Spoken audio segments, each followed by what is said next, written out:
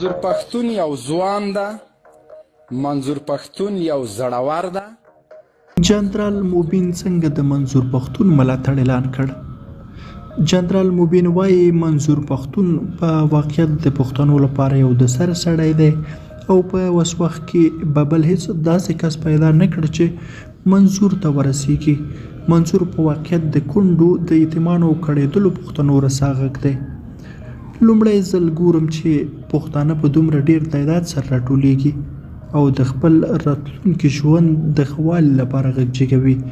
خو ښاغلی جنرال موبین وایي زه یوه ویره لرم او دغه ویره داسې یوه ویره ده چې که رښتیا شوه د پښتون بیړه غرقېږي او بیا به پښتون تر هغې راټول نه شي تر څو چې قیامت نه وي راغلی.